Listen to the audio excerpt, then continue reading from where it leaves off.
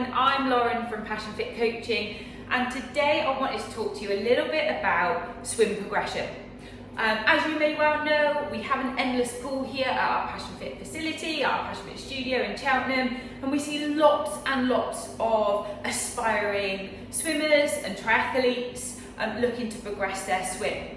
And there's a few key things that I'll often go through with them that I wanted to share with you all as well, because I think understanding some of the swim fundamentals might help you understand how you can make progression with your swim and make sure you're focusing on the right things as well. So I'm going to talk you through some of the key swim basics. So whenever I have someone here for an endless pool swim analysis, we have a little look at the swim and look at where there's opportunities to make them a more efficient swimmer, the first thing I look at is what I call the 4 swim pillars. The first of which is body position, and this really is number one. If this isn't right, until we've managed to get that on point and corrected it and just work on technique elements that help to improve this, anything else should come secondary. This is absolutely critical to have right. Otherwise, you're pretty much always going to be battling it, and I'll explain why further in a moment. But the first thing we're going to have a little look at is your body position. Are you nice and high and nice and straight in the water, and are you in control of that? If you're not, that's our absolute number one focus. Swim pillar number 2 is your recovery phase. So when your arm exits the water, what does it do between exiting and re-entering the water? This is something that is commonly overlooked in terms of the impact it can have on the other 3 swim pillars if it's not done correctly. So we'll have a little look at your recovery phase. And a top tip there, it's called recovery phase for a reason. It should be exactly that, recovery. It should be relaxed, it should be effortless. If yours doesn't feel that way, there may well be an opportunity to make it a little bit more efficient.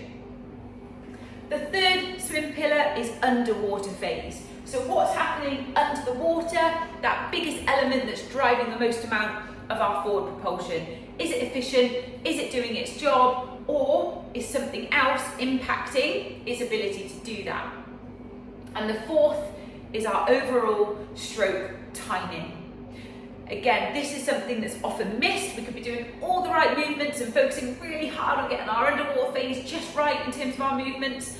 But if your overall stroke timing is out of sync, then all those elements aren't going to be fitting together, aren't going to be complementing each other like they should be. So the first 2 things I would typically look at is your body position and your timing. Then I'd move on to recovery phase and then underwater phase. So everyone is a little bit different, but most of the time that tends to be the priority order because of the impact they have on each other. So let me also just clarify, which may be really helpful for some of you, what actually contributes and generates your swim speed. Now, many of you watching this might relate to this.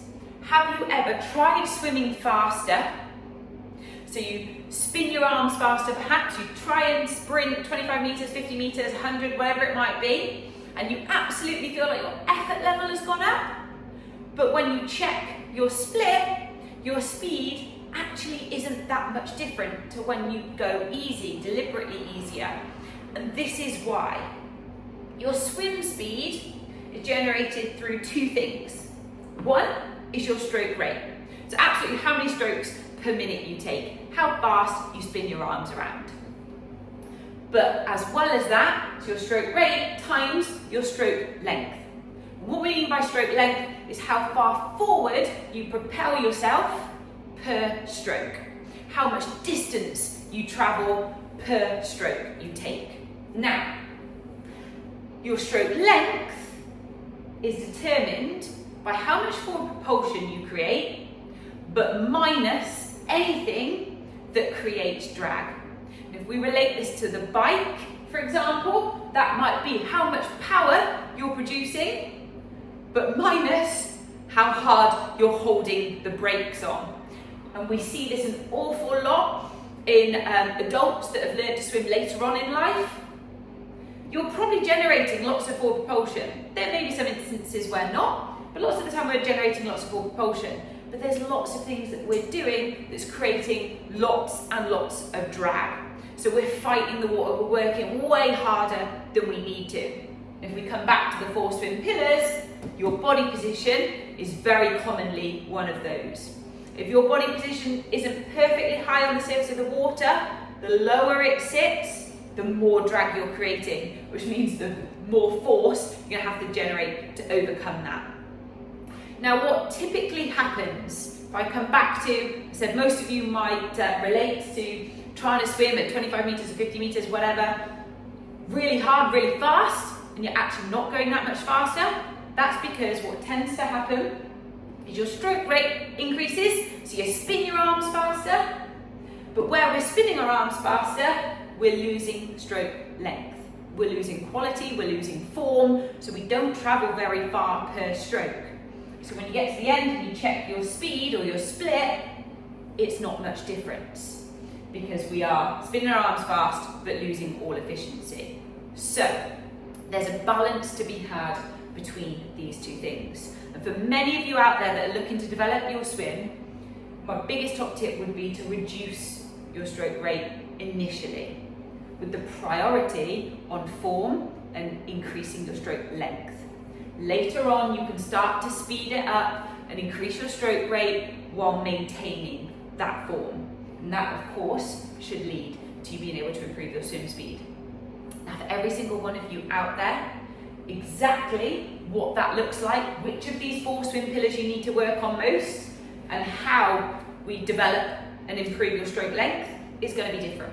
We're all going to have different focus points, different strengths, different opportunities. So that's where I can help. You can come and see me in our endless pool and we can identify what those personalised areas are for you and how ultimately we can help you develop more swim speed, but probably most importantly, swim efficiency, especially if it's for a triathlon.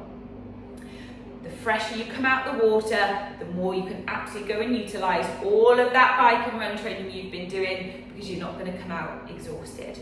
So, again, last message to leave you with.